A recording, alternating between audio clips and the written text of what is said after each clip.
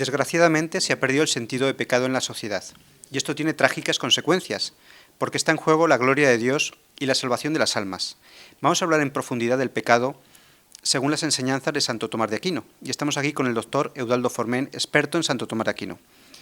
¿Podría empezar, doctor, definiendo qué es pecado?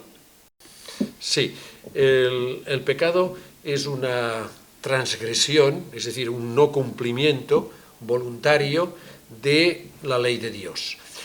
Quiero advertir dos cosas. La ley de Dios se manifiesta en nuestra conciencia, es decir, en las leyes morales que están en nuestro entendimiento, que nos las ha impreso Dios, y luego también en el Decálogo, en los 10 mandamientos. De manera que todo el mundo puede conocer esta ley de Dios. Y luego, cuando he hablado de un no cumplir, de un no querer y no hacer lo que Dios manda, pues indica Santo Tomás y siempre toda la tradición, que hay que hacerlo, esta transgresión, con una advertencia clara del entendimiento y con un consentimiento también de la voluntad. Es decir, hay que hacerlo con plena advertencia del entendimiento y con un consentimiento de la voluntad. Una cosa es pensarlo y otra es consentir o hacerlo. Y entonces estamos ante el pecado. ¿Podría profundizar un poco en las causas del pecado? Bueno, las causas del pecado, se podría decir, siguiendo a Santo Tomás, por supuesto, que son tres. Primero, nosotros mismos, porque nuestra libertad, pero es una libertad que está menguada, que está muy disminuida, precisamente por la herencia del pecado original, que somos, como decía Santa Teresa de Jesús, todos los hombres estamos o somos como ciegos y tullidos, es decir, nuestra mente pues está llena de tinieblas, no ve, y nuestros miembros no pueden andar como deberían hacerlo, porque por esta herencia que tiene la naturaleza humana del pecado de nuestros primeros padres. Y luego nuestra libertad está afectada por nuestros pecados propios, que se van acumulando y van haciendo pues, de que tengamos cada vez una mayor tendencia al pecado. Luego está el demonio, que nos tienta, que nos quiere hacer pecar. Y, en tercer lugar, pues lo que se entiende el mundo, es decir, el ambiente, diríamos hoy, y que nos incita también, es una causa del pecado, que notamos muy claramente porque muchas veces hacemos cosas por respeto humanos, por el que dirán, y se peca también muchas veces por esto. Y bueno, pues tenemos medios para combatirlo, pero estas son, en líneas generales, las causas del pecado. ¿Cuáles serían, por tanto, las consecuencias del pecado? Bueno, las consecuencias son muchas y muy graves. Lo que ocurre es que nos parece que son pocas, o que no son tan graves hoy en día en nuestro mundo. Yo tengo aquí las que indica Santo Tomás, que no las voy a leer todas, yo he podido encontrar hasta 10 consecuencias, solamente indicaré algunas. Pensemos que por un pecado, Adán y Eva perdieron no solamente la gracia de Dios, sino que fueron expulsados del paraíso y pues nos han dejado esta herencia que nos ha llevado al sufrimiento, al dolor, a la muerte, que es herencia del pecado. Es decir, el pecado ha merecido, un solo pecado ha merecido esto. Pensemos en el pecado de los ángeles, que fueron condenados. El pecado es muy grave porque, aparte de que perdemos la amistad con Dios, perdemos la gracia, pues lleva el castigo de la muerte eterna, lleva el castigo del infierno. Por la gravedad del pecado, que diríamos no es que sea infinita, pero casi, dice Santo Tomás, pues ha tenido para, salvarnos, ha tenido que encarnarse Jesucristo y morir en la cruz, es decir, el mismo Hijo de Dios. Pues bueno, si se ha necesitado esto para salvarnos, para aplacar la justicia divina, para compensar la justicia divina, pensemos en lo grave que es un pecado. En realidad es el mayor el mayor mal que existe en el mundo. Santa Teresa también decía que el alma que está en pecado está tan negra y es tan horrorosa que si lo viéramos sería como un antídoto para el pecado. Es decir, que la mayoría de nosotros, porque estamos en este ambiente pues mundano, porque somos inconscientes por estas tinieblas, no nos damos cuenta de la inmensa gravedad del pecado y las graves consecuencias que han tenido y que pueden tener sobre nosotros, porque si morimos en un pecado, con un pecado grave, un pecado mortal, pues bueno, aunque Dios sea misericordioso y nos haya querido salvar y yo me he negado y me he obstinado en él, pues sufriré un castigo eterno, una muerte eterna. Bien, ¿podría profundizar ahora en el pecado de los ángeles? Sí, el pecado de los ángeles fue un pecado espiritual, porque los ángeles no tienen cuerpo y por tanto no pueden tener un pecado, por ejemplo, de gula o de lujuria. Fue un pecado espiritual y el más grave. La ira es un pecado espiritual, la envidia también. Fue un pecado de soberbia. La soberbia es el amor excesivo, desordenado, de la propia excelencia, del mirarse a sí mismo y ver pues, que se tienen muchos bienes. Santo Tomás lo explica, siguiendo una tradición, diríamos, que dice que se puede explicar de dos maneras. O bien los ángeles, lo que pasa es que no lo sabemos, no quisieron aceptar la gracia sobrenatural de Dios que les daba una felicidad eterna por encima de lo que reclamaba su naturaleza angélica, el ansia de felicidad y bien. Dios siempre con su gracia nos da una felicidad eterna mayor de la cual yo puedo desear o puedo disfrutar. Da siempre, Dios es la máxima generosidad y da lo máximo. Pues los ángeles no lo quisieron, este regalo, porque decían, pues que pensaban que que con su propio bien, con lo que eran ellos, no necesitaban nada de Dios. Es decir, rechazaron el don de Dios y quisieron encerrarse consigo mismo.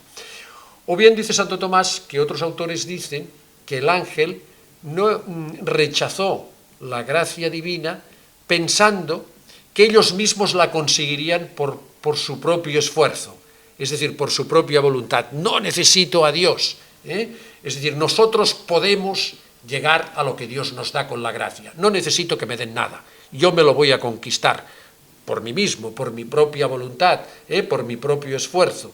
En los dos casos es lo mismo. Rechazaron la gracia de Dios por soberbia, y esto que Dios nos daba y que simplemente tenían que abrirse a la gracia de Dios, como hicieron los ángeles buenos, ellos no lo quisieron. Y ustedes dirían, ¿por qué? Bueno, porque es el misterio de la libertad humana, que es un misterio, que la libertad humana también en nuestra vida muchas veces pensamos, ¿por qué hice esto? Claro que lo hice libremente, pero qué barbaridad. Después me doy cuenta que me he equivocado, que he hecho daño, que ha sido un error. Bueno, pues nosotros tenemos la ventaja que por ser criaturas no angélicas, tenemos un espíritu con ellos, pero en un cuerpo, mientras tengamos esta vida temporal, podemos rectificar y estamos a tiempo siempre de decir sí a la gracia de Dios, a la felicidad que nos da. Los ángeles, su voluntad quedó fijada. Ellos están fuera del tiempo, decidieron esto y han quedado allí y por esto pues están sufriendo el castigo eterno, por soberbia, rechazado la gracia de Dios. Y dirán, bueno, ¿y por qué lo hicieron? Bueno, porque se pensaban que eran como Dios, o querían ser como Dios, no tener que recibir nada, no quiero que me den nada, yo me lo hago por mí mismo. Esta es la actitud soberbia, esta es la actitud satánica, y que el hombre pues también es tentado a veces con este pecado tan grave de soberbia. Vamos a profundizar ahora en el pecado de nuestros primeros padres. Sí, el pecado de nuestros primeros padres fue distinto, explica Santo Tomás, que el de los ángeles. El de los ángeles fue de voluntad. Yo, por mi propia voluntad, por mi propio esfuerzo, yo me voy a hacer a mí mismo, yo voy a conseguir el cielo, no necesito que Dios me lo dé. El ángel quería ser como Dios, pero sabía que esto era imposible, porque era una criatura, y Dios es el único ser que es no creado, que no ha recibido, que es don, que él no ha recibido nada de nadie y el ángel ha recibido su ser. Pero el hombre, que tiene una inteligencia más limitada, nuestros primeros padres, el pecado fue no de la voluntad, sino que fue del entendimiento, incitados por la mentira del diablo, que les dijo que tendrían una inteligencia como Dios, cosa que el ángel no tuvo esta tentación, porque era más inteligente y sabía que era imposible. El hombre sí que cayó en ella. ¿Y por qué quería tener una inteligencia como Dios? Pues para decidir lo que está bien y lo que está mal, para conocer la ciencia del bien y del mal. Es decir, era el hombre el que decidiría lo que está bien y lo que está mal. Él se daría, no necesitaba las leyes de Dios, porque claro que se necesita seguir unas leyes, pero él las decidiría por sí mismo. Las leyes de Dios no interesaban, sino que él iba a decidir lo que está bien y lo que está mal, y por tanto, pues bueno, con esto sería feliz. En el fondo es lo mismo, la felicidad se la debería a sí mismo. Es lo que está en el fondo de todo pecado. Es decir, no, la ley de Dios a mí no me interesa, yo creo que esto es así, o que tendría que ser así. Yo sigo, decimos a veces nuestra propia conciencia, y esto no es la propia conciencia, porque la conciencia es aplicar una ley. Cuando decimos yo sigo mi propia conciencia, muchas veces queremos decir, mi conciencia está regida por unas leyes que me he creado yo a mí mismo. Yo decido lo que es el bien y lo que es el mal. Al mismo tiempo, quiso conocer también, que no está en manos del hombre, que explica Santo Tomás, quiso conocer su futuro, que está en manos de Dios. Es decir, quiso saber lo que les tenía que acontecer. Su futuro estaba muy claro. La ley de Dios es para el bien del hombre, para la felicidad, aunque nosotros no lo veamos. A veces hemos oído decir, lástima que esto sea pecado. Es una barbaridad tan grande, tan absurda, porque en el pecado está el dolor, está el sufrimiento, está la amargura. Que el pecado sea un bien, y que por tanto hay que pensar lástima, esto es un engaño diabólico, es mentira. Donde está la felicidad, donde está la paz, donde está el bien, es en el cumplimiento de la ley de Dios. Y muchas veces nos ocurre a los católicos, los que intentamos con la gracia de Dios seguir lo que Dios nos manda con sus leyes, pues decir, bueno, sí, yo lo tengo que hacer, pero bueno, los demás tienen más suerte. Miramos con una cierta envidia los que viven en pecado, los que parece que todo esté permitido. Y esto es muy peligroso y es un error, basta que lo pensemos un poco, porque en el pecado, aunque momentáneamente haya un placer, haya una satisfacción, acaba siempre mal. Siempre, ya en esta vida, no solamente en la otra, siempre acaba mal. En cambio, en el cumplir la ley de Dios, siempre está la felicidad, siempre está el bien, aunque nos cuesta. ¿Por qué nos cuesta? No porque haya que hacer un gran esfuerzo, porque Dios nos ayuda. Dios es el que nos conduce, el que nos lleva y el que nos da la fuerza.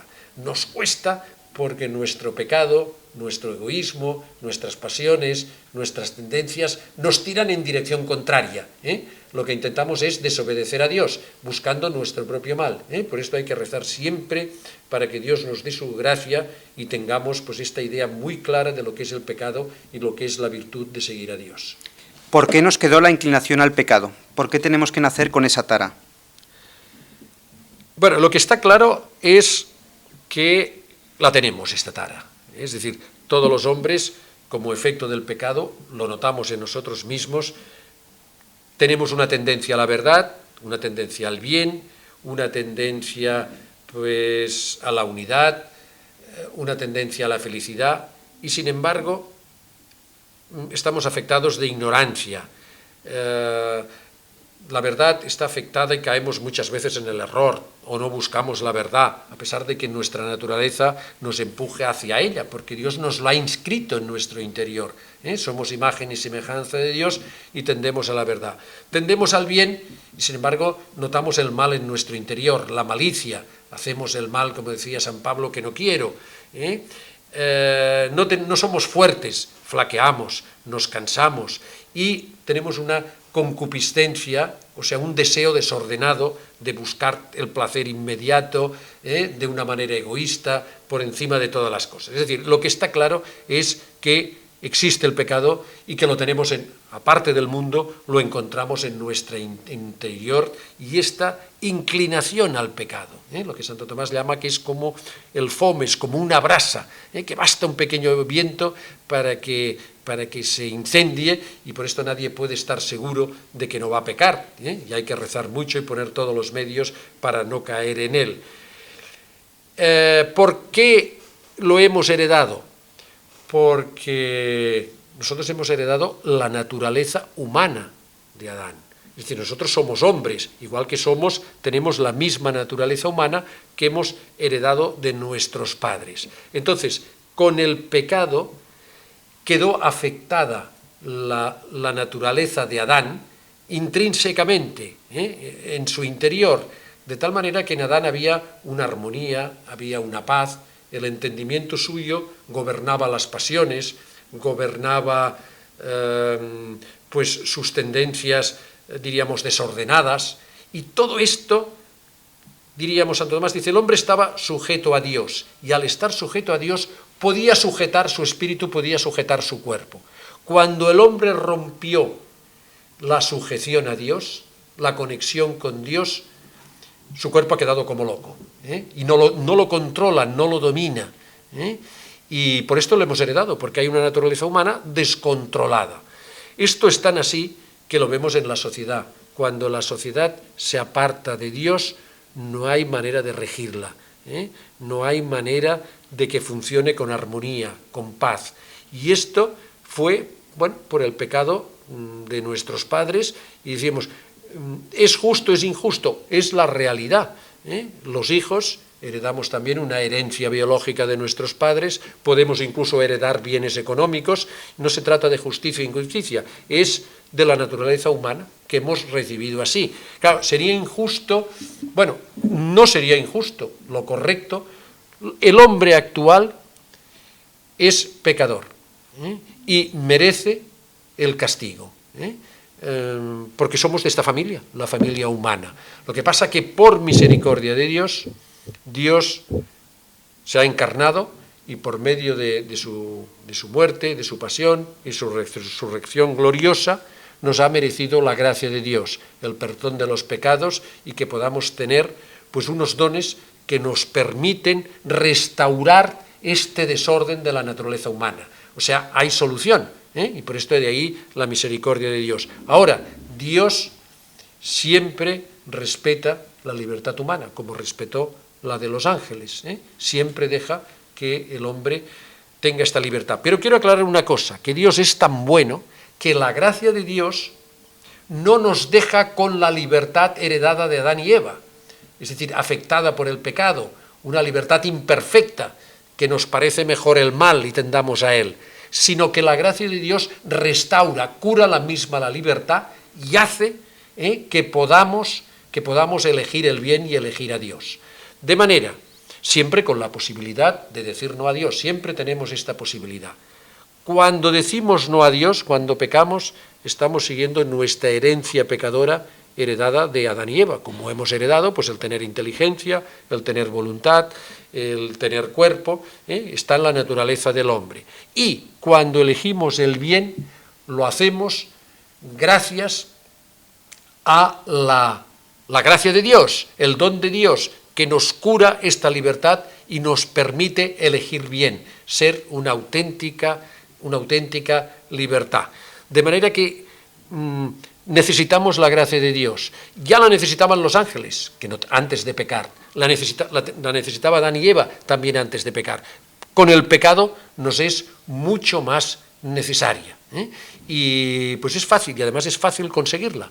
Basta pedir perdón a Dios y acudir a los medios ordinarios que Él ha dado, que son los sacramentos. Y con esto volvemos a tener la gracia de Dios. ¿Por qué es necesaria la ascética para vencer esta inclinación al pecado? La ascética es necesaria en nuestro mundo nos parece que es una cosa absurda, una cosa medieval, es decir, el negarse, el hacer, vamos a decir en un lenguaje más sencillo, en dominar nuestra voluntad, en hacer sacrificios, en privarse, por ejemplo, ayunar, en privarse de gustos legítimos, de cosas que son correctas. Es decir, bueno, ¿y por qué el mortificarse de esta manera? ¿Es que Dios necesita de estos sacrificios, de estas privaciones, de estas negaciones, que lo pasemos mal? No, quienes lo necesitamos somos nosotros. Y los necesitamos precisamente porque por el pecado original tenemos una tendencia a lo material, al peso que nos aparta del Espíritu, de Dios. Es decir, he dicho antes que hay un desorden y tendemos pues a las cosas materiales, a disfrutar solamente el presente, tendemos al egoísmo solo para mí. El egoísmo es fruto del pecado original. Yo soy mi propio Dios, yo quiero solo lo mío, yo soy lo más importante. Y entonces olvidamos, incluso a algunos les lleva a negar algo que es patente, que tenemos un espíritu, que por esto tenemos inteligencia, y por esto amamos, por esto tenemos libertad, por esto hablamos, cosa que no tienen los animales. Por eso tenemos una cultura. Esto que es tan patente, algunos lo niegan y creen que el hombre es solamente materia, como decía uno, el hombre es solamente lo que come, que el hombre no tiene libertad, que es puro barro, es pura materia, y esta tentación, esta tendencia a pegarnos a lo que no somos, y a lo que nos arrastra a este desorden, pues se combate con el ascetismo, porque nos hace ver que esto no es lo más importante, que el comer, que el dormir, que el placer, que esto no es lo más importante y que tenemos un espíritu, y entonces para dominar nuestra voluntad y recordarnos que somos seres espirituales, aunque tenemos un cuerpo, pero el espíritu tiene que dominar a la materia.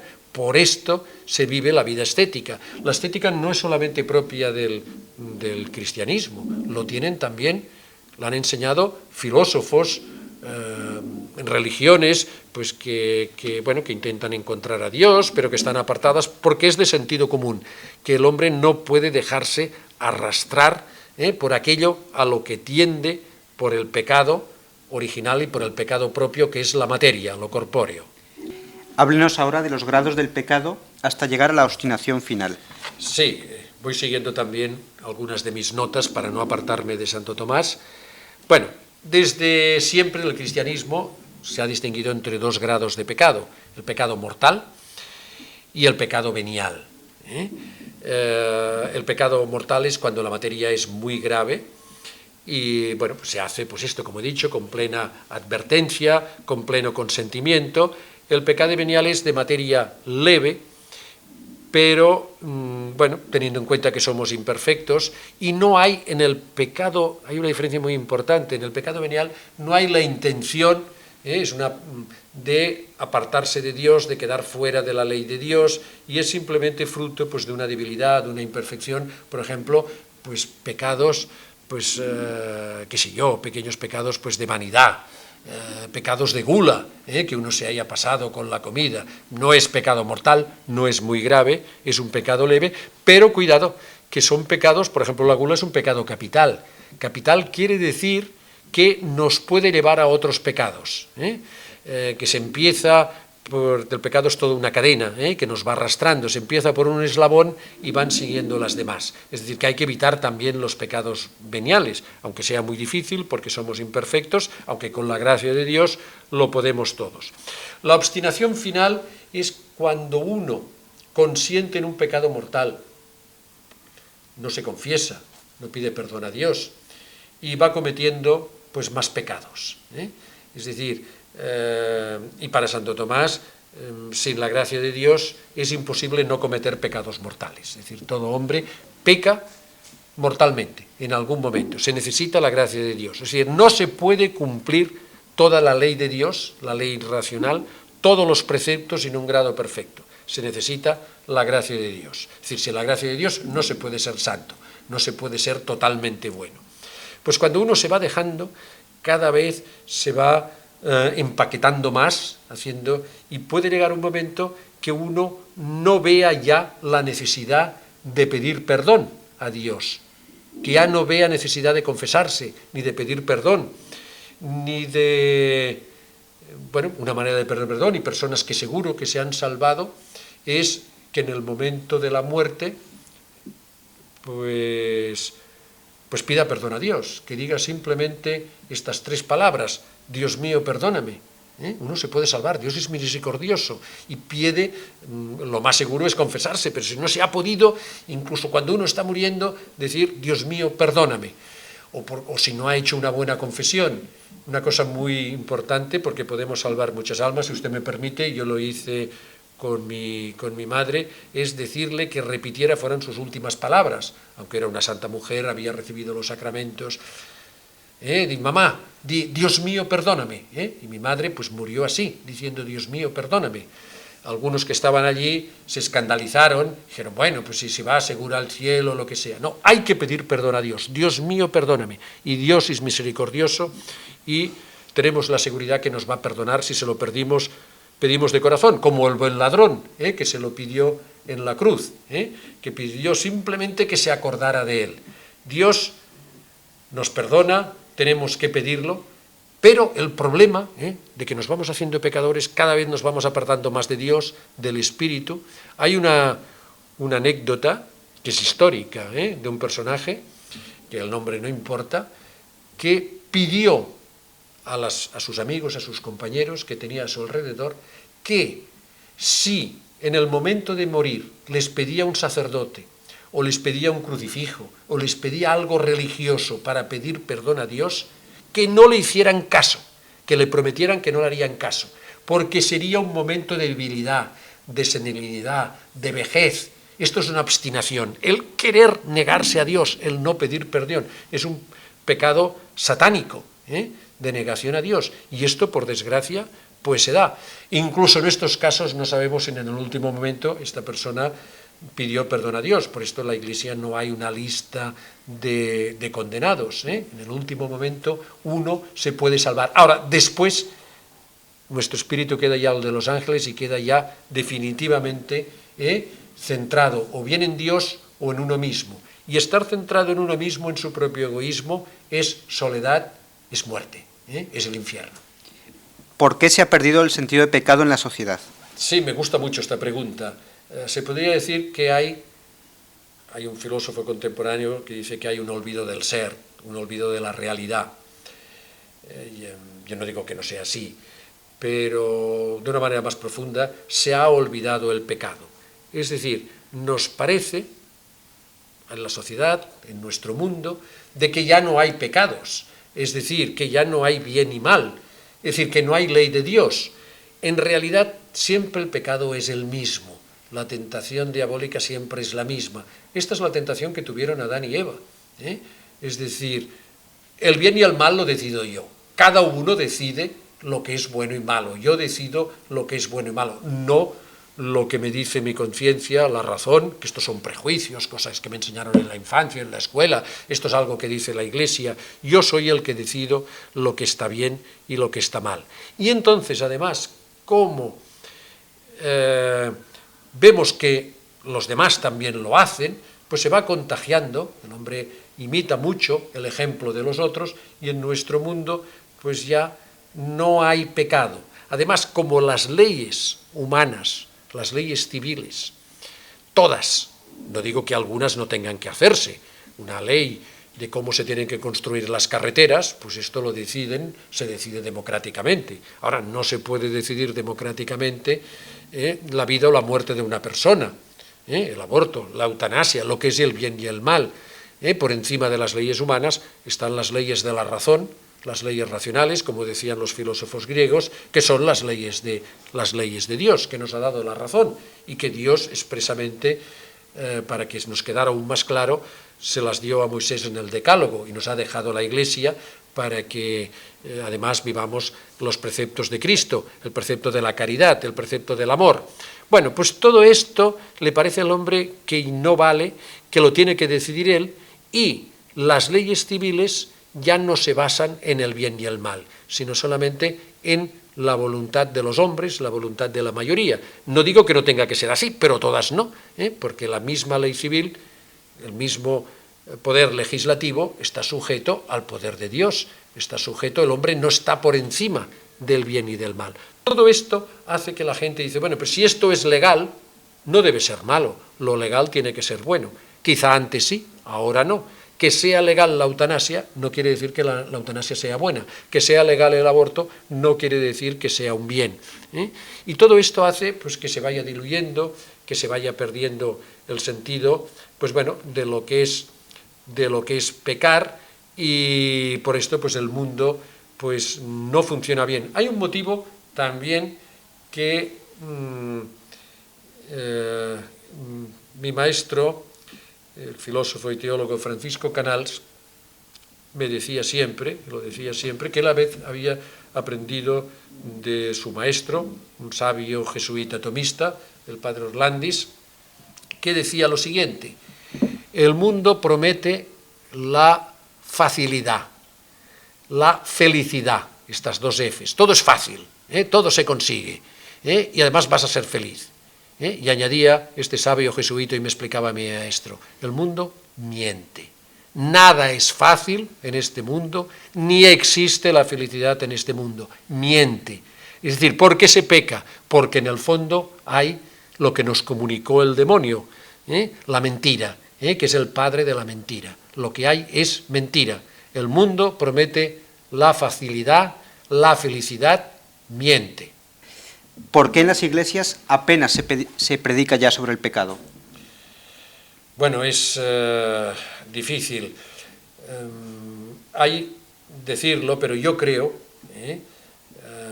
que como hay cada vez más, el mundo está más secularizado, existen más tinieblas, existe más pecado, y esto no es ser pesimista, es ser realista, pues se acude menos a la Iglesia, es decir, va disminuyendo, sobre todo en algunos países, los países europeos, se va disminuyendo la asistencia religiosa, y más en algunas tradiciones cristianas distintas de la católica, que aún se conserva muy bien. Las tradiciones pues, protestantes, pues esta asistencia va disminuyendo. Hoy leía, por ejemplo, que los anglicanos este año han perdido pues, más de un 12% de asistencia a los oficios religiosos. Entonces, los que están al frente de estas comunidades, de las parroquias, piensan que si se les explica la realidad, si son muy duros, pues, o lo que a ellos les parece duros, entre comillas, pues no van a asistir los fieles. Y entonces intentan, diríamos, si me permite hacer una cosa más light, más dulcificada, más sencillita, y no dicen toda la verdad, con muy buena intención.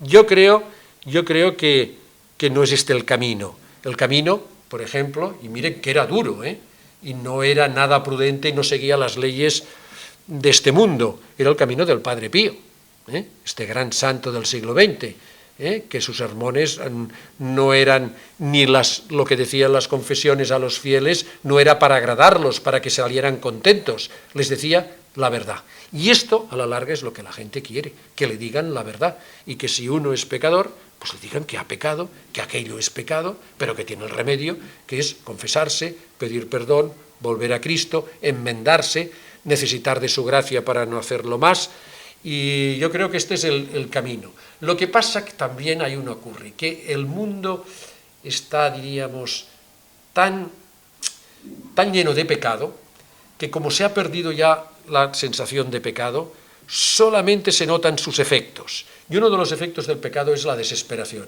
El mundo está lleno de desesperación, está lleno de falta de esperanza.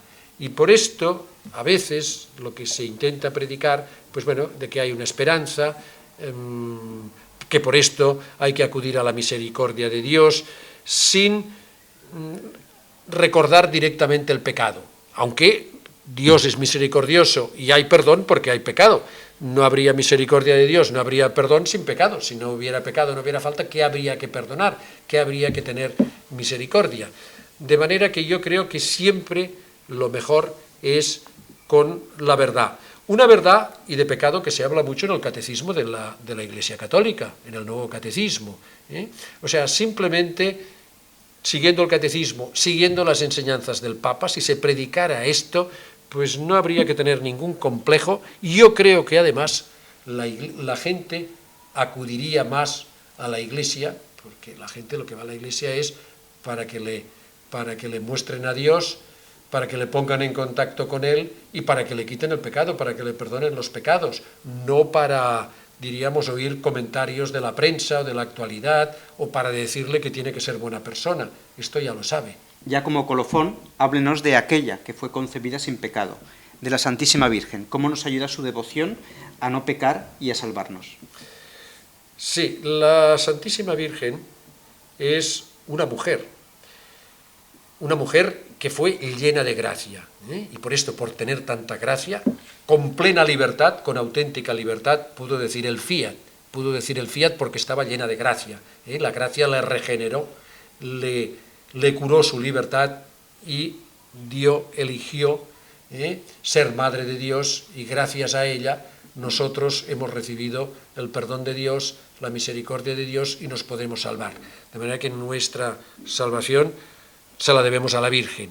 Pero ella no solamente es Madre de Dios y aquel sí, sino por voluntad también de Cristo, como se lo dijo en la cruz, muriendo, a ella y a San Juan, es nuestra madre, es nuestra mamá. Y por esto no nos deja nunca. Y ella comprende muy bien nuestras miserias, porque es mujer. Cristo también nos comprende porque es hombre. Pero bueno, Cristo tiene una naturaleza divina, tiene naturaleza humana y naturaleza divina unidas en la persona del Verbo, la única persona del Verbo, pero diríamos la Virgen en este sentido es más igual a nosotros, es como nosotros, y ella nos comprende muy bien y es nuestra madre, y por esto no nos deja nunca. Pensemos aquello que le dijo y que dice en muchas apariciones, pues a San Juan Diego, a San Juan Dieguito: no estoy aquí que soy tu madre, no estoy aquí yo, que está ella, está siempre. Pensemos una cosa, y quizá podríamos terminar encomendándonos a ella, que es abogada y refugio de los pecadores, que somos nosotros, todos somos pecadores. Es nuestra defensora. Vamos a tener un juicio justo de Dios, misericordioso y justo, pero vamos a tener al mejor abogado del mundo, que no se paga con dinero. Nos va a defender en el juicio particular, nos va a defender nuestra madre. En los juicios humanos no permiten que la madre de un culpable, de un asesino, le defiendan, porque le declararía inocente, seguro. Pues Dios lo permite, que sea la Virgen María quien nos va a defender. Y que cuando veamos todo muy negro, que nos veamos sucios por el pecado, que no podemos salir, ella es nuestro refugio. Que estamos en la tormenta de este mundo, es el gran refugio. Por esto, un signo de predestinación, un signo de salvación, como decía el gran teólogo Rollo Marín, es la devoción a la Santísima Virgen, que se expresa de la mejor manera con el rezo del rosario. Por esto, la mayoría, mi madre, por ejemplo, que ha hablado de la muerte de mi madre, murió con el rosario en la mano, y es bueno que los difuntos tengan el rosario, y es muy bueno, mejor, que recemos todos el Santísimo Rosario cada día. Muchas gracias, doctor Forment. Espero que este espacio de Butacas Vacías les haya ayudado a tomar conciencia de lo que es el pecado, de su gravedad y, sobre todo, a obrar en consecuencia.